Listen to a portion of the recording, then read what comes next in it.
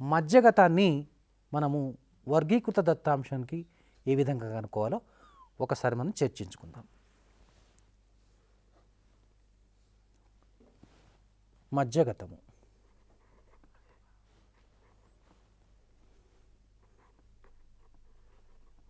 Median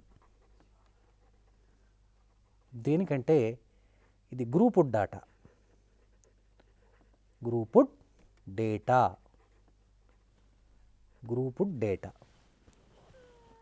మనము అవర్గీకృత దత్తాంశానికి మధ్యగతం ఏ విధంగా కనుక్కోవాలో మనం చర్చించుకున్నాం. అదేవిధంగా ఇప్పుడు వర్గీకృత దత్తాంశానికి ఏ విధంగా కనుక్కోవాలి, దీన్నే వర్గీకృత దత్తాంశము అంటారు. గ్రూపుడ్ను వర్గీకృత దత్తాంశం. ఇప్పుడు మనము దీన్ని మీడియన్ను ME అనుకుందాం. L plus N/2 minus CF by F into H, ఇది సూత్రం. అంటే ఇచ్చట L అనేది మధ్యగత తరగతి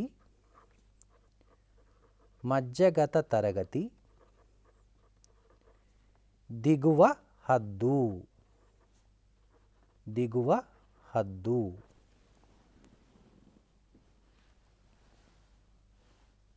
N అనేది పౌనపున్యాల మొత్తము.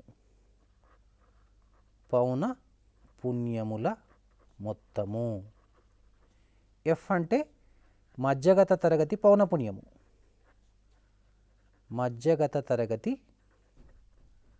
పౌనపున్యము, సాధారణ పౌనపున్యము.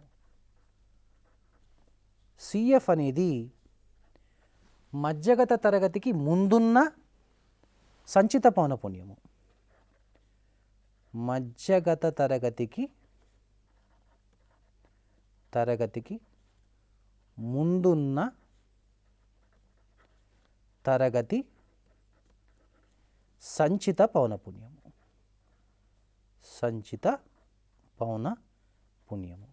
ఇక H అనేది మధ్యగత తరగతి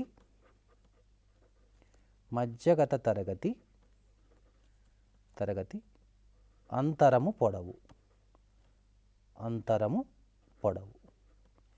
ఈ విషయాలు మనకు తెలిసి ఉండాలి.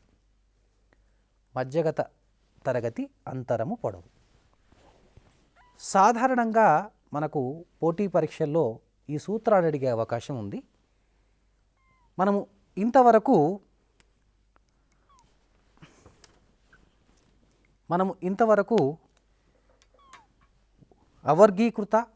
వర్గీకృత దత్తాంశాలకు అంకగణిత సగటు, అదేవిధంగా మధ్యగతము ఎలా కనుక్కోవాలో వాటి సూత్రాలను పరిశీలించడం జరిగింది. అదేవిధంగా బహుళకాన్ని కూడా అవర్గీకృత దత్తాంశానికి ఏ విధంగా కనుక్కోవాలో నేర్చుకున్నాం. ఇక తదుపరి తరగతిలో వర్గీకృత దత్తాంశానికి బహుళకం ఏ విధంగా కనుక్కోవాలి, అదేవిధంగా మధ్యగతంపై మరికొన్ని సమస్యలను సాధిద్దాము. అంతవరకు సెలవు. నమస్కారం.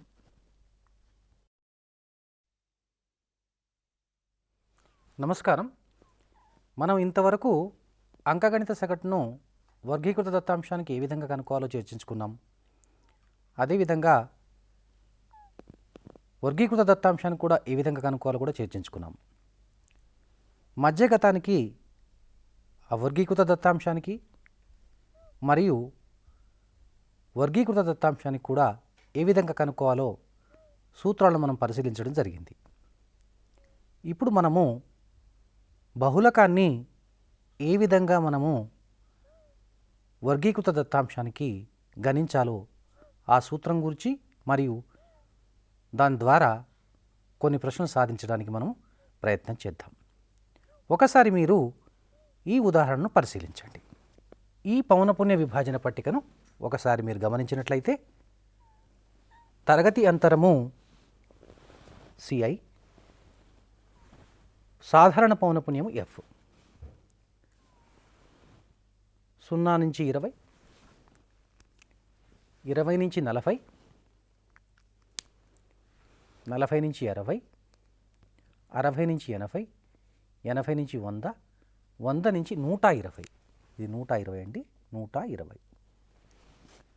వాటి యొక్క అనురూప పౌనపున్యాలను కూడా మీరు గమనించండి. 9, 16, 24, 15, 4, 2.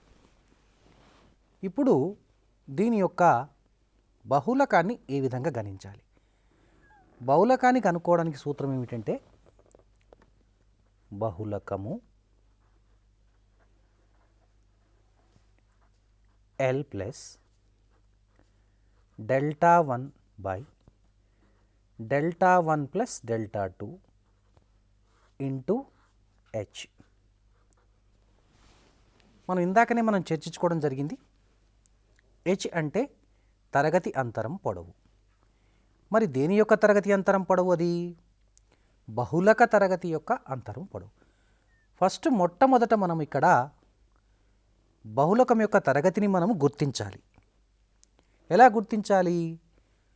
ఒకసారి వాటి యొక్క అనురూప పౌనపున్యాలను కనుక మనం గమనించినట్లయితే, అంటే if you observe the respective frequencies, so among the frequencies which is the highest frequency that has to be determined. అంటే ఇక్కడ గరిష్ట పౌనపున్యం ఏది ఉంది? 24. కాబట్టి 24 ఎదురుగా ఉన్న తరగతి 40 నుంచి 60. దాన్ని బహుళక తరగతి అని అంటారు. ఇప్పుడు ఇక్కడ మనము బహుళక తరగతి రాద్దాం. బహుళక తరగతి అది 40 నుంచి 60. ఏ విధంగా మనము గమనించాము? 24కు ఎదురుగా ఉన్నది. 24 అనేది అత్యధిక పౌనపున్యం ఇచ్చుట. ఇప్పుడు మనము డెల్టా 1 అంటే F మైనస్ F1, డెల్టా 2 అంటే F minus F2, H L. L అనేది బహుళక తరగతి దిగువ హద్దు. వీటిని మనం ఏ విధంగా కనుక్కోవాలో ఒకసారి చూద్దాం. F1 అంటే ఏమిటి? F2 అంటే ఏమిటి? ఇప్పుడు 24ను మనము Fగా తీసుకోవడం జరుగుతుంది. ఈ బహుళక తరగతి ముందున్నటువంటి సాధారణ పౌనపున్యం ఇది F1, తర్వాత ఉన్నది F2. అంటే ఇప్పుడు మీరు గమనించి ఉంటారు, F విలువ, F1 విలువ, F2 విలువ వచ్చాయి. ఇప్పుడు మొదట మనము డెల్టా 1, డెల్టా 2ను గణిద్దాం. డెల్టా 1 అంటే చూడండి, 24 మైనస్ 16, 8. 24 మైనస్ 16, 8. ఇప్పుడు 24 మైనస్ 15, 9. మనకి ఇప్పుడు డెల్టా 1 వచ్చింది, డెల్టా 2 వచ్చింది. H అంటే అర్థం ఏంటి?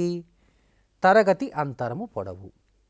అంటే ఎగువ హద్దు మైనస్ దిగువ హద్దు. అంటే 60 మైనస్ 40, 20. L అనేది ఈ బహుళక తరగతి యొక్క దిగువ హద్దు.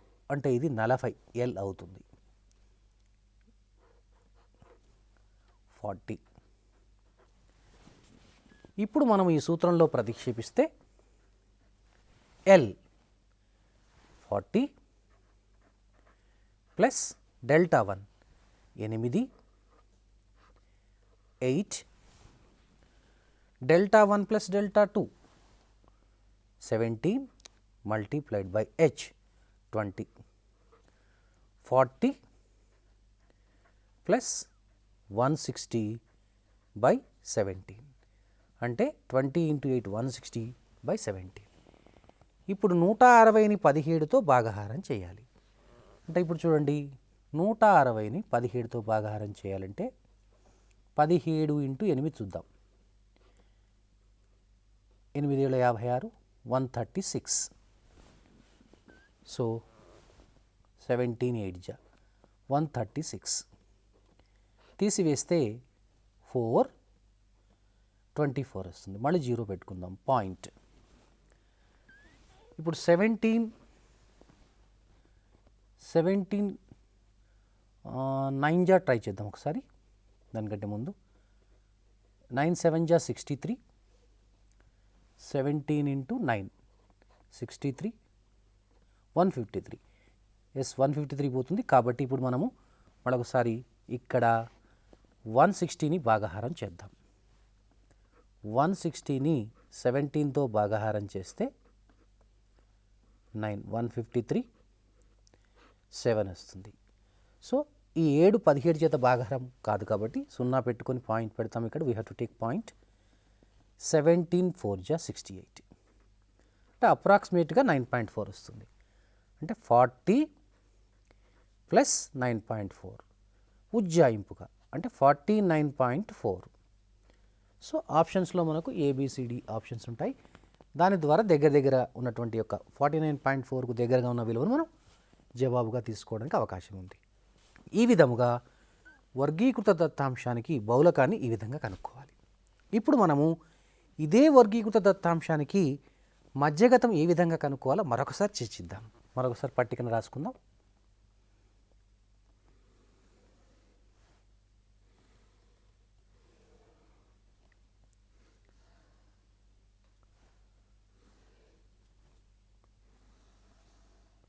ఈ తరగతి అంతరము, సాధారణ పౌనపున్యము ఎఫ్, తర్వాత లెస్ దాన్ క్యుములేటివ్ ఫ్రీక్వెన్సీ అంటే ఆరోహణ సంచిత పౌనపున్యము. మీరు ముఖ్యంగా గమనించవలసిన విషయం ఏమిటంటే మధ్యగతం కనుగొనేటప్పుడు తప్పనిసరిగా ఆరోహణ కానీ అవరోహణ సంచిత పౌనపున్యాన్ని రాయాలి. ఇప్పుడు మనము తరగతి అంతరము 0 నుంచి 20, 20 నుంచి 40,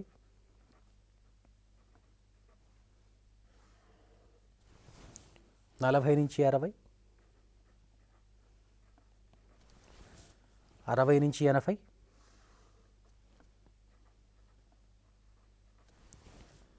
80 నుంచి 100, 80 నుంచి 100, తర్వాత 100 నుంచి 120. ఇప్పుడు మనము వాటి యొక్క అనురూప పౌనపున్యాలు కరస్పాండింగ్ ఫ్రీక్వెన్సీస్ రాయాలి. 16, 24, 15, 4, 2. ఇప్పుడు మనం దీనికి ఆరోహణ సంచిత పౌనపున్యాన్ని మనం రాద్దాం. 9 ప్లస్ 16 25, 25 ప్లస్ 24 49, 49 ప్లస్ 15,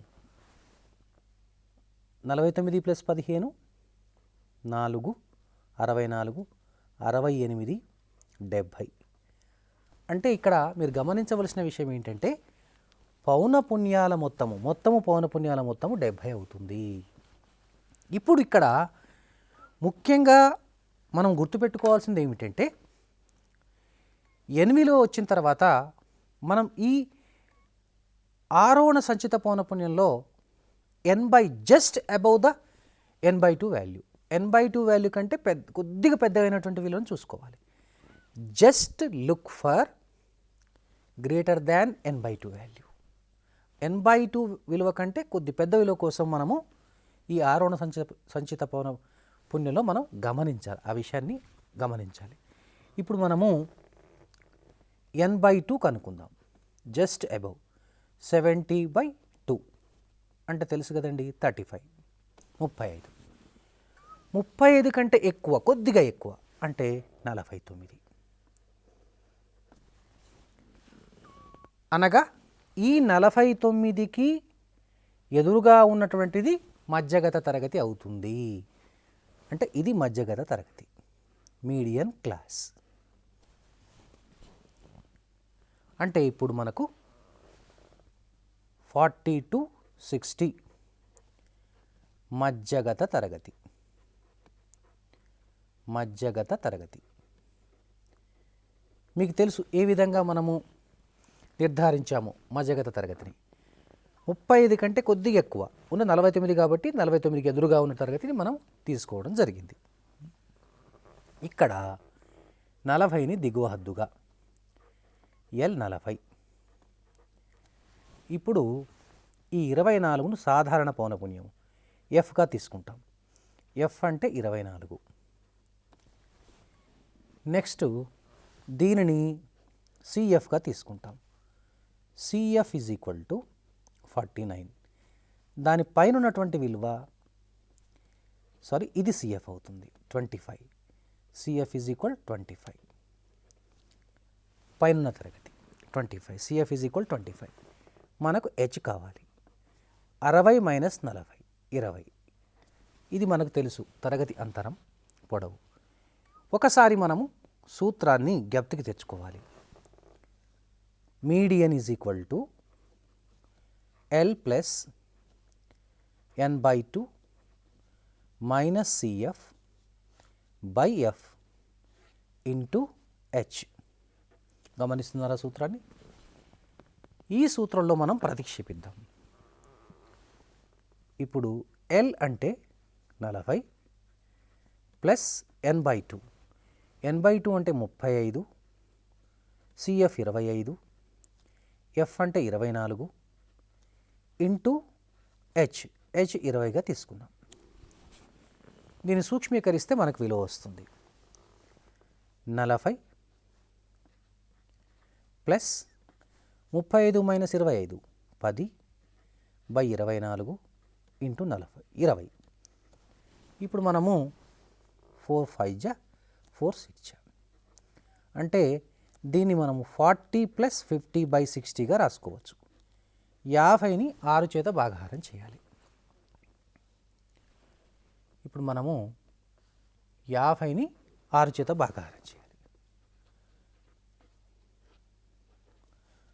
6 7 జా 42, 6 8 జా 48, 6 9 జా 54, 48 20, 6 3 జా 18.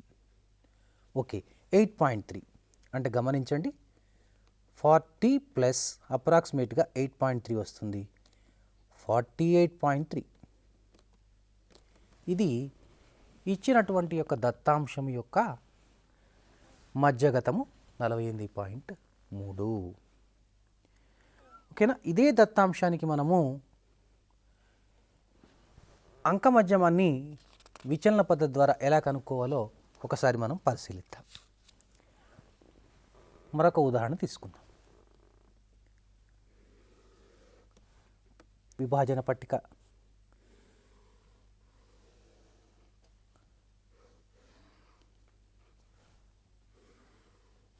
ఇక్కడ తరగతి అంతరం CI, తరగతి అంతరం CI, సాధారణ పౌనపున్యము, సాధారణ పౌనపున్యము, తరగతి మధ్య విలువ, తరగతి మధ్య విలువ,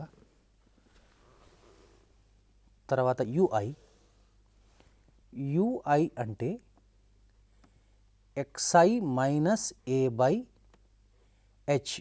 H అనేది తరగతి అంతరం పొడవు. ఇక్కడ FI ఇంటూ UI ఈ విధంగా తీసుకోవాలి విచలన పద్ధతి ద్వారా.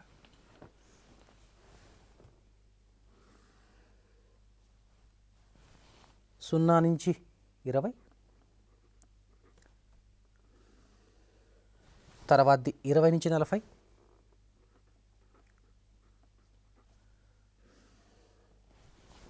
నలభై నుంచి 60, 60 నుంచి 80, 80 నుంచి 100, 80 నుంచి 100.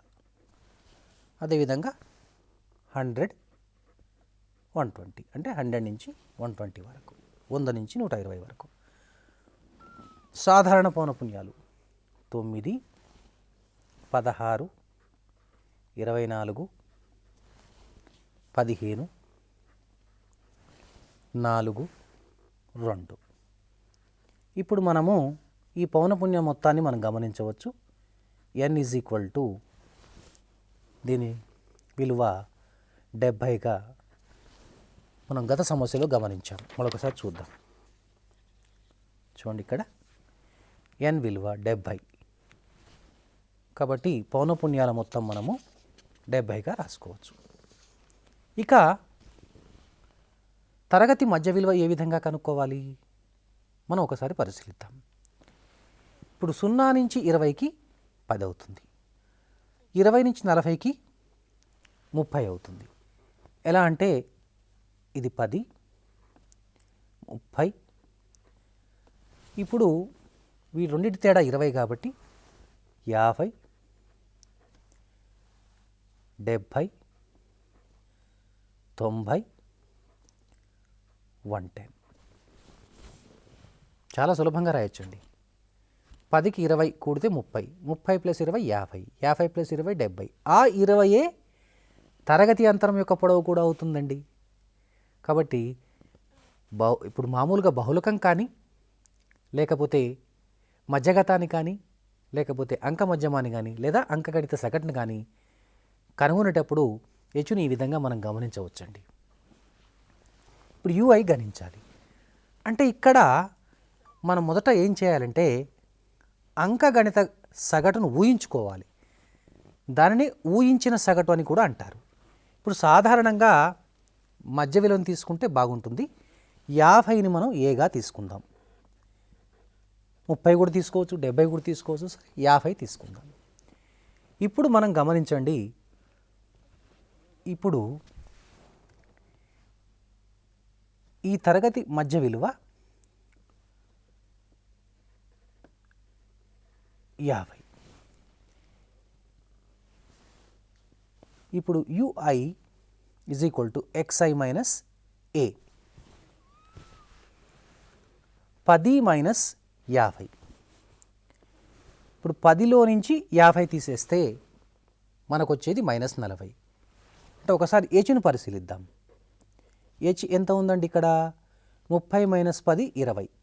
ఇది మొదట రాసి పెట్టుకోండి. ఇప్పుడు 10లో నుంచి ఊహించిన సగటు తీసేసి దానిని 20 చేత భాగించాలి. అంటే అర్థం ఏంటంటే 10 మైనస్ 50 అంటే మైనస్ 40. గమనించండి, దాన్ని 20తో భాగిస్తున్నాం అంటే మైనస్ 2 వస్తుందండి. ఓకేనా? 30లో నుంచి 50 తీసేస్తే మైనస్ 20, దానిని 20 చేత భాగిస్తే మైనస్ 1. 50లో నుంచి 50 తీసేస్తే 0. 0/20 0 అని మనకు తెలుసు. ఇప్పుడు 70లో నుంచి 50 తీసేస్తే 20, 20/20 అంటే 1. 90లో నుంచి 50 తీసేస్తే 40, 40ని 20 చేత భాగిస్తే 2. అదేవిధంగా 110లో నుంచి 50 తీసేస్తే 60. ఇప్పుడు ఇక్కడ 60ని 20తో భాగిస్తే 3 వస్తుంది. ఇప్పుడు మనం చేయవలసింది 9 into -2 -18 fi ui, 16 into -1 -16, 24 into 0 0, 15 into 1 15, 8, 6 వస్తుందండి.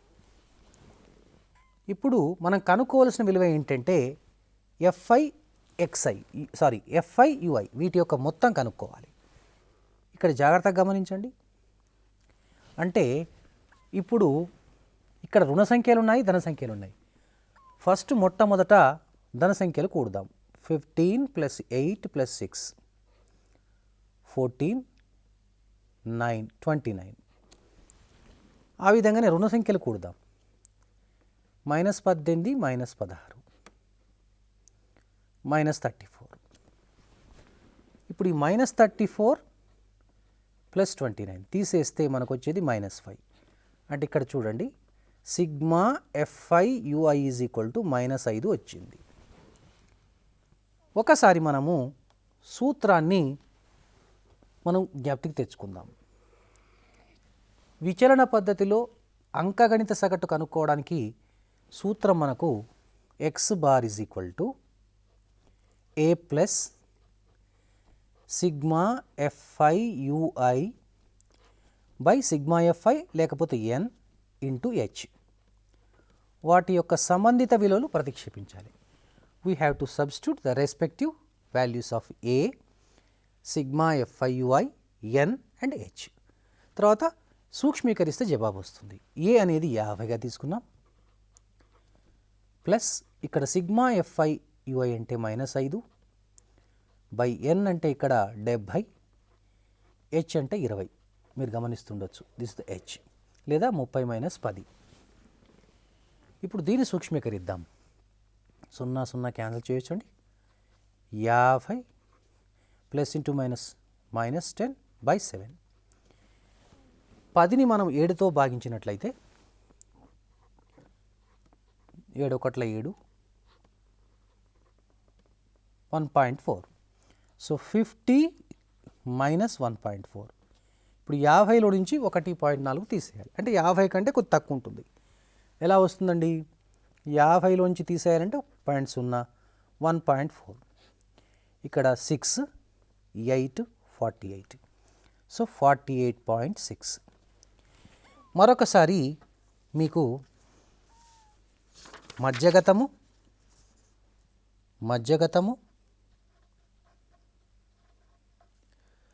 బహుళకము, అంకమధ్యమము ఒకసారి పరిశీలిద్దాం. సో మధ్యగతాన్ని ఒకసారి చూడండి, ఈ విధంగా కనుక్కున్నామా? వర్గీకృత దత్తాంశానికి మధ్యగతము,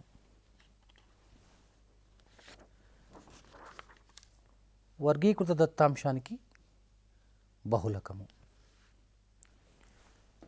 అదేవిధంగా వర్గీకృత దత్తాంశానికి ఇప్పుడు మనము అంకగణిత సగటు కూడా విచలన పద్ధతి ద్వారా ఏ విధంగా గణించాలో మనము నేర్చుకున్నాం.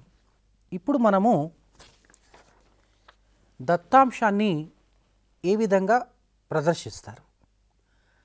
సేకరించినటువంటి దత్తాంశాన్ని పట రూపంలో కానీ లేకపోతే గ్రాఫ్ పేపర్ పైన కూడా వాటిని ప్రదర్శించడానికి అవకాశం ఉంది.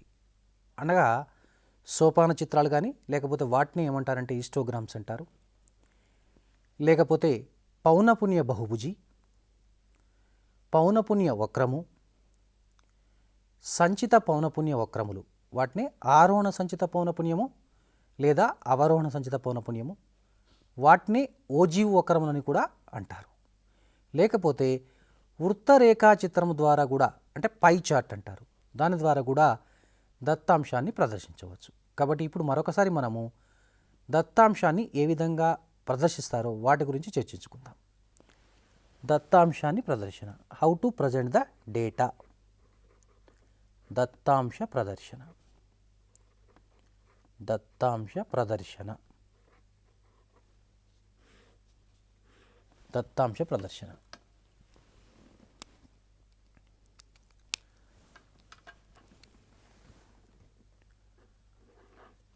సోపాన చిత్రము, సోపాన చిత్రము,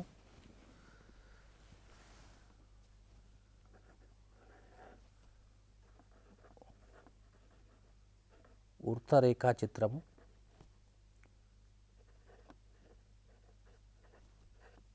పై డయాగ్రామ్స్, పై డయాగ్రామ్, పౌనపున్య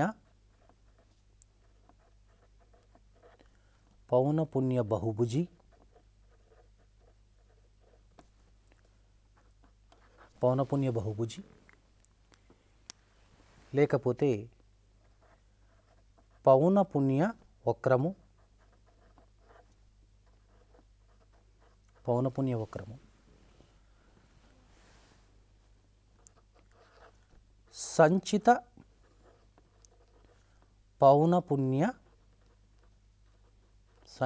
పౌనపున్య వక్రములు. ఇవి 2 రకాలు ఉంటాయి. ఆరోహణ అవరోహణ. అంటే లెస్ దాన్ క్యుములేటివ్ ఫ్రీక్వెన్సీ,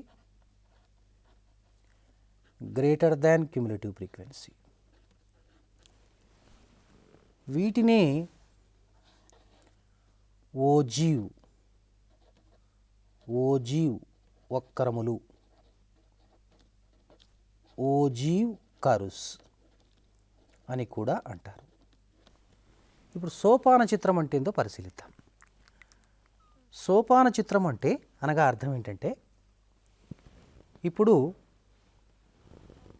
ఇచ్చినటువంటి యొక్క దత్తాంశాన్ని వర్గీకృత దత్తాంశంగా ఉన్నప్పుడు దానిలోని దిగువ హద్దులన్నింటినీ ఎక్స్ అక్షంపై తీసుకొని వాటికి అనురూపంగా ఉన్నటువంటి యొక్క పౌనపున్యాలను వై అక్షంపై తీసుకుని వాటిని ఆసన్న దీర్ఘచతురస్రాలుగా, అంటే ఒకే వెడల్పు కలిగినటువంటి దీర్ఘచతురస్రాలుగా గీసినటువంటి పటాన్ని ఏమంటారంటే, ప్రదర్శించే విధానాన్ని, గీయగా వచ్చినటువంటి పటాలను సోపాన పటాలు లేకపోతే హిస్టోగ్రాములు అంటారు, లేకపోతే కమ్మీ రేఖాచిత్రాలు అని అంటారు. ఇప్పుడు మనము వృత్తరేఖాచిత్రాన్ని దత్తాంశాన్ని మొత్తాన్ని కూడా 360 డిగ్రీలుగా భావించి ఒక్కొక్క అంశానికి ఎంత కోణం వస్తుంది, సెక్టార్ కోణం అంటే దత్తాంశాల్లో ఉన్నటువంటి యొక్క అంశాలను అన్నిటిని కూడా సెక్టార్లుగా విభజించి ఆ సెక్టార్ రూపంలో శాత రూపంలో ప్రదర్శించడం జరుగుతుంది. వాటిని వృత్తరేఖాచిత్రము లేదా పై డయాగ్రామ్స్ అంటారు. అదేవిధంగా పౌనపున్య బహుభుజి. ఈ పౌనపున్య బహుభుజిని ఏ విధంగా నిర్మిస్తారు అంటే, ఒక వర్గీకృత దత్తాంశంలోని ప్రతి తరగతి యొక్క మధ్య బిందువులను తీసుకొని వాటిని ఎక్స్ అక్షం మీద, వాటికి అనురూపంగా ఉన్నటువంటి యొక్క పౌనపున్యాలను వై అక్షంపైకి తీసుకొని వచ్చినటువంటి బిందువులను సరళ రేఖలతోని కలుపుకుంటూ వెళ్ళినట్లయితే ఏర్పడే పటాన్ని పౌనపున్య బహుభుజి అంటారు. అదేవిధంగా పౌనపున్య వక్రం అంటే ఏంటి? పౌనపున్య వక్రం అనగా ఒక వర్గీకృత దత్తాంశంలోని ప్రతి తరగతి యొక్క మధ్య బిందువులను తీసుకొని వాటిని ఎక్స్ అక్షం పైన వాటికి అనురూపముగా ఉండేటటువంటి పౌనపున్యాలను వై అక్షంపైగా తీసుకొని సరళ రేఖలకు బదులు ఒక సరళ వక్రంతో కలుపుకుంటూ వెళ్ళినట్లయితే వచ్చేదాన్ని ఏమంటారంటే, దానిని పౌనపున్య వక్రం అని అంటారు. మీరు వీటికి సంబంధించిన వాటివన్నీ కూడా మీ పాఠ్యపుస్తకాలలో 6 నుంచి లేకపోతే 10వ తరగతి పుస్తకాలలో మీరు గమనించవచ్చు. వీటి గురించి మీరు సమస్యలు కూడా చర్చించుకోవచ్చు. అదేవిధంగా ముఖ్యమైనది ఏంటంటే గమనించవలసింది మీరు ఓజీవ్ వక్రాలు. ఈ ఓజీవ్ వక్రాలను మనం ఏ విధంగా గీయాలి, నిర్మించాలి, ఒక గ్రాఫ్ షీట్పై ఏ విధంగా మనం గీయాలి. ఓజీవ్ వక్రాలు గీసేటప్పుడు వర్గీకృత దత్తాంశం తీసుకొని ఆ వర్గీకృత దత్తాంశంలో మనము ఆరోహణ సంచిత పౌనపున్యం అయితే ఆరోహణ సంచిత పౌనపున్యము, అవరోహణ సంచిత పౌనపున్యం అయితే అవరోహణ సంచిత పౌనపున్యము, అంటే మనము మధ్యగతం కనుగొనేటప్పుడు ఆరోహణ సంచిత పౌనపున్యం కానీ అవరోహణ సంచిత పౌనపున్యం కానీ ఏ విధంగా రాయాలో మనం చర్చించుకుందాం. కాబట్టి మీరు వాటిని గమనించే ఉంటారు. ఇప్పుడు మీరు ఈ తెరపైన కూడా చూస్తూ ఉండొచ్చు, మరొకసారి గమనిస్తూ ఉండండి ఒక్కొక్క చిత్రాన్ని. ఇప్పుడు మనము ఈ సంచిత పౌనపున్య వక్రాలను ఒకటి ఆరోహణ సంచిత పౌనపున్య వక్రము, దాన్ని లెస్ దాన్ క్యుములేటివ్ ఫ్రీక్వెన్సీ, అవరోహణ సంచిత పౌనపున్యము గ్రేటర్ దాన్ క్యుములేటివ్ ఫ్రీక్వెన్సీ, ఈ రెండింటిని ఏమంటారంటే ఓజీవ్ వక్రాలని కూడా పిలుస్తారు. మరి వీటిని ఏ విధంగా నిర్మించాలి?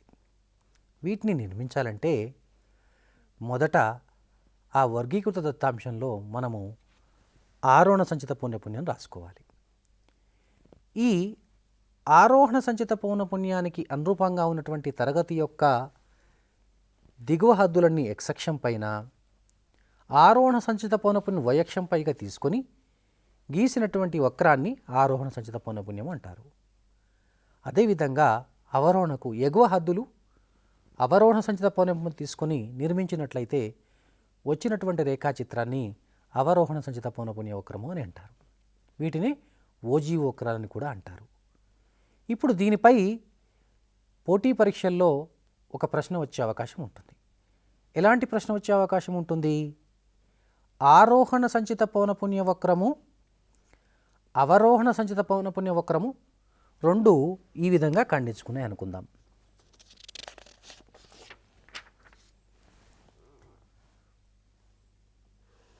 ఉదాహరణకు ఇది x అక్షము, ఇది y అక్షంగా తీసుకుందాం, y డాష్, ఇది x డాష్గా తీసుకుందాం. ఇప్పుడు మనము ఇది ఆరోహణ సంచిత పౌనపున్య వక్రం, ఇది అవరోహణ, ఈ రెండు ఇక్కడ ఖండించుకున్నాయి. దీని నుంచి లంబంగా x పైకి ఒక లంబాన్ని గీయండి. ఇప్పుడు మనము ఇక్కడ ఒక బిందువు ఉదాహరణకి ఎలా వచ్చింది అనుకుందాం. 35, 40 వచ్చింది అనుకుందాం. అంటే ఇప్పుడు ఈ 35 అనేది ఈ బిందువు యొక్క x నిరూపకము అంటారు, లేదా 0 నుంచి ఇక్కడికి దూరము అంటారు.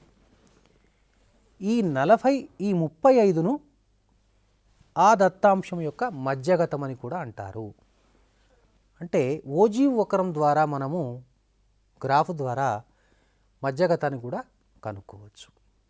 మరొకసారి ఈ దత్తాంశం యొక్క వాటిని ప్రదర్శన గురించి గమనిద్దాం. సోపాన చిత్రము, వృత్త చిత్రము, పౌనపున్య బహుభుజి, పౌనపున్య వక్రము, సంచిత పౌనపున్య వక్రములు, దాంట్లో ఓజీ వక్రాలు. ఇప్పుడు వృత్తరేఖా చిత్రం. వృత్తరేఖా చిత్రం అనేది మనకు ఈ రూపంలో ఉండే అవకాశం ఉంటుంది. ఇలా ఉండదు, ఒక వృత్తము,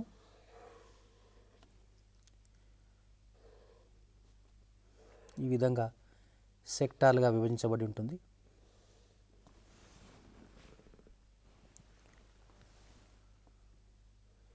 ఇది ఫుడ్ అనుకుందాం, clothes, books, some others.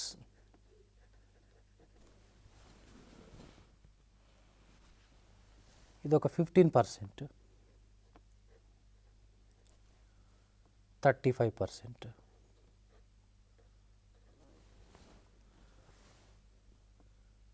40%. 35 plus 15. How much? 35 plus 15 is 50. This is 10%. ఈ విధంగా ఉందనుకుందాం. అంటే ఇప్పుడు ఈ అంశంని మనం కనుక్కోవాలనుకోండి, ఈ అంశం యొక్క విలువ కనుక్కోవాలంటే ఏదైనా అంశముల శాతము ఈజ్ ఈక్వల్ టు అంశము బై మొత్తము అంశములు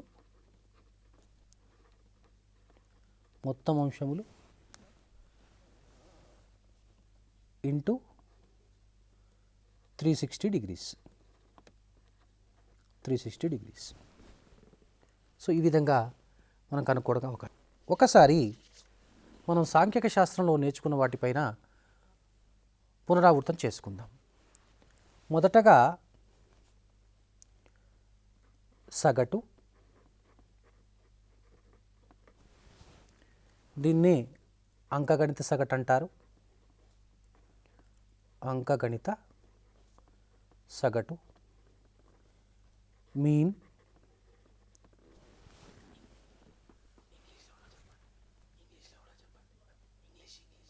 okay, mean. Now this is two types. ఒకటి అవర్గీకృత, ఇది వర్గీకృత. Means ungrouped data. This is grouped data. ఇప్పుడు అనుగ్రూపుడ్ డేటాకు అంటే అవర్గీకృత దత్తాంశానికి కనుక్కోవడానికి సూత్రము x bar is equal to sigma xi by n. Okay, అదేవిధంగా మరొక సూత్రాన్ని గమనిద్దాం. Sigma xi is equal to small n, take it, no problem, nx bar. అదేవిధంగా సిగ్మా x మైనస్ xi ఇది 0, ఇది చర్చించుకున్నాం. అదేవిధంగా the arithmetic mean of ax1 plus b comma ax2 plus b and so on axn plus b is equal to, అంటే ఇక్కడ suppose if the arithmetic mean of x1 comma x2 comma and so on xn is alpha, then what is the arithmetic mean of ax1 plus b comma ax2 plus b comma dash dash axn plus b? That means that is nothing but a alpha plus b. That means alpha is to be multiplied by a and added with b. Alpha ను మనం a తో గుణకారం చేసి b కి కలుపుతాం.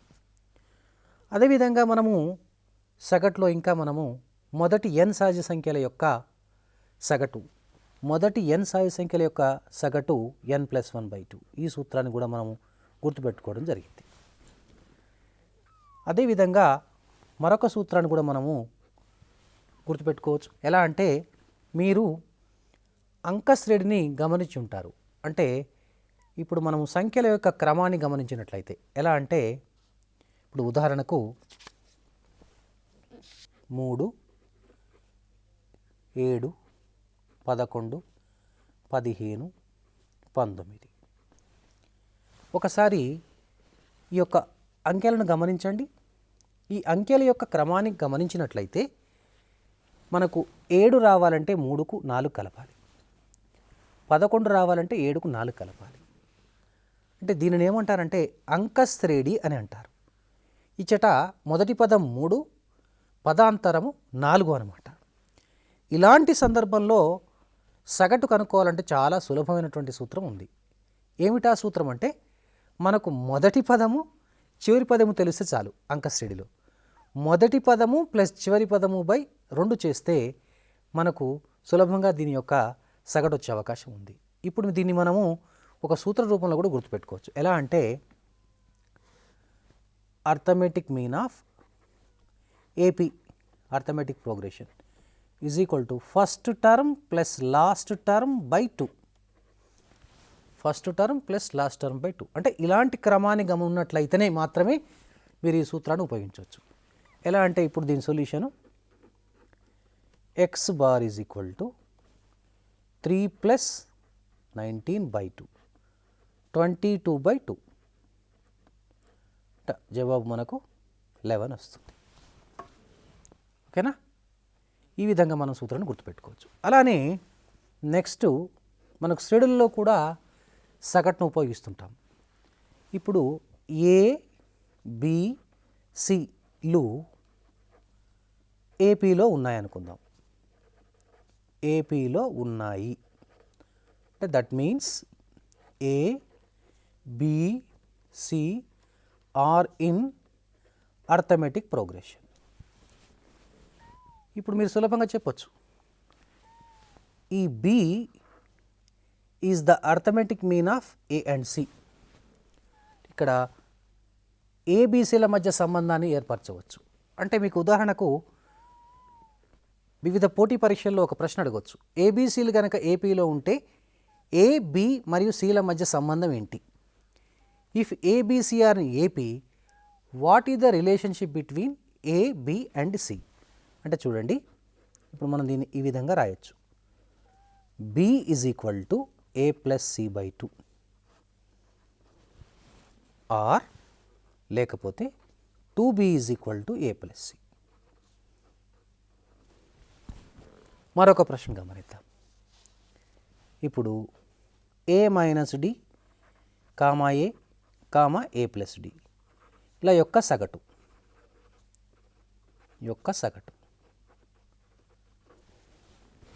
What is the mean of A minus D comma A plus D.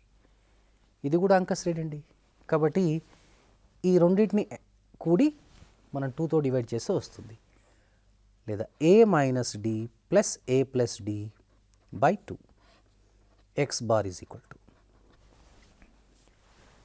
D cancel 2a by 2. So answer a అవుతుంది. So ఈ విధంగా మనము సులభంగా షార్ట్ కట్లు గుర్తుపెట్టుకోవచ్చు. ఒకసారి మనం ఇక వర్గీకృత దత్తాంశానికి అవర్గీకృత వర్గీకృత అవర్గీకృత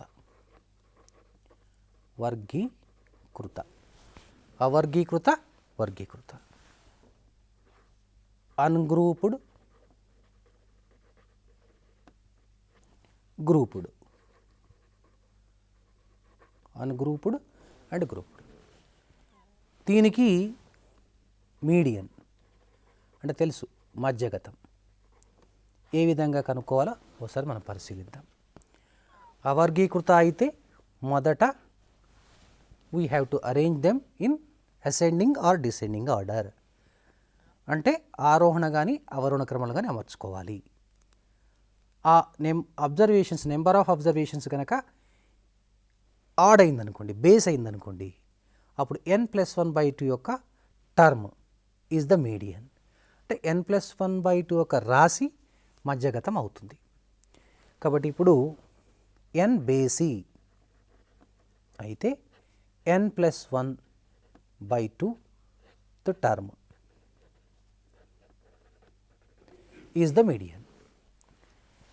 n సరి అయినప్పుడు n/2 term plus n/2 plus 1 terms by 2 వీటి మెయిన్ అన్నమాట. ఇది అవర్గీకృత దత్తాంశానికి. వర్గీకృత దత్తాంశానికి మధ్యగతం కనుక్కోవడానికి సూత్రము ME is equal to L plus n/2 minus CF by F into H. అంటే వర్గీకృత దత్తాంశం ఇచ్చినప్పుడు మనం ఏం చేయాలంటే మొట్టమొదట దానిని ఆరోహణ లేదా అవరోహణ సంచిత పూర్ణపిండం రాసుకొని మనము మధ్యగత తరగతిని మనం గుర్తించాలి. That means we have to find out the median class. ఆ మీడియన్ క్లాస్లో ఉన్నటువంటి యొక్క L is called lower limit, దిగువ హద్దును తీసుకోవాలి, ఎల్గా తీసుకోవాలి. ఎన్ అనేది పౌనపున్యాల మొత్తము, some of the total frequencies or total frequencies, sum of the frequencies of the frequency distribution table, that is n.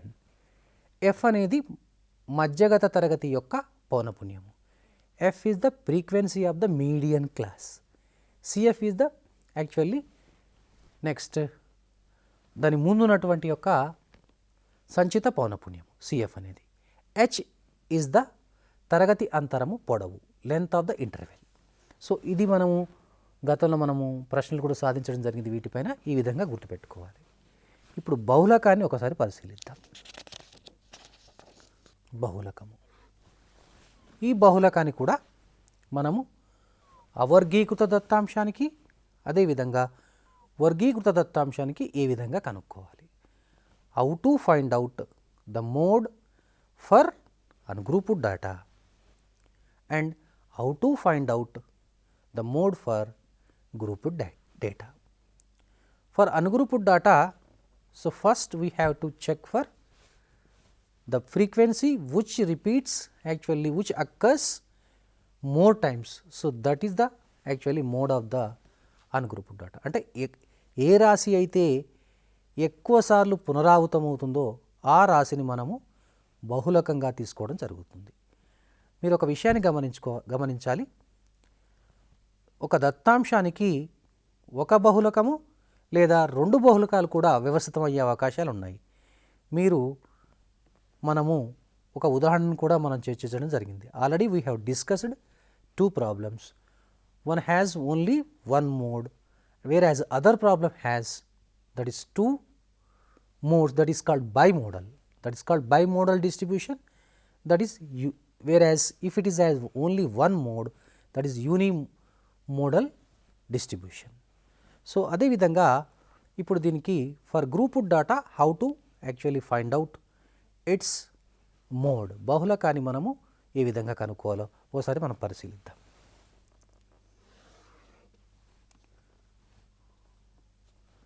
Ungrouped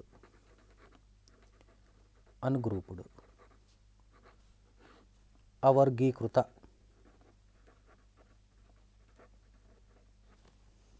grouped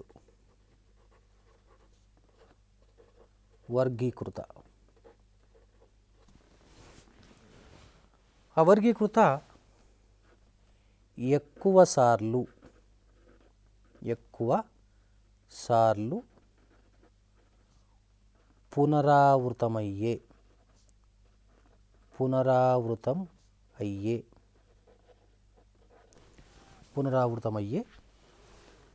రాశిని బాహుళకము, దీన్నే మోడ్ అంటారు. ఇప్పుడు ఒక ఉదాహరణ పరిశీలిద్దాం. మొదటి 5 సహజ సంఖ్యల బహుళకం ఎంత?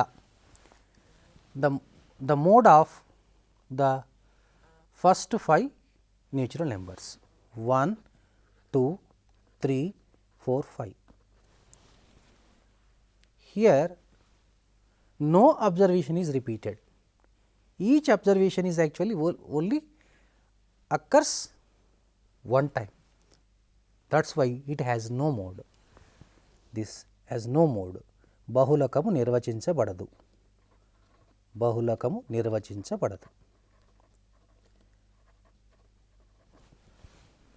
అదేవిధంగా గ్రూప్డ్ డాటాకు మనము అత్యధిక పౌనపున్యం గల హైయెస్ట్ ఫ్రీక్వెన్సీని గల తరగతిని తీసుకుంటాం. దానిని మనం బహుళకం యొక్క తరగతి అంటాం. ఈ సూత్రం ద్వారా గణిస్తాం. L is equal to delta 1 by delta 1 plus delta 2 into H. ఈ చేట మీరు గమనించవలసినటువంటి విషయం ఏంటంటే దీన్ని జడనాక్షరంతో కూడా సూచిస్తారు. డెల్టా 1 అంటే F మైనస్ F1, డెల్టా 2 అంటే F మైనస్ F2. ఇప్పుడు మనం ఇంతవరకు సాంఖ్యక శాస్త్రంలో సగటు, అదేవిధంగా మధ్యగతము, బహుళకం గురించి అధ్యయనం చేయడం జరిగింది. అదేవిధంగా వాటికి సంబంధించినటువంటి సమస్యలు కూడా నేర్చుకున్నాం. దత్తాంశాన్ని ఏ విధంగా కూడా ప్రదర్శించాలో కూడా నేర్చుకున్నాం. ఇంకా మీకు సవివరంగా అవసరం ఉన్నట్లయితే if you require more reference, actually you refer from 6th class to 10th class text books. So and do the problems and you practice, definitely you will get more marks in your respective competitive entrance examinations. మీకు మీ పోటీ పరీక్షల్లో మంచి మార్కులు సాధించడానికి అవకాశం ఉంటుంది. So thank you one and all. Thank you for giving this opportunity.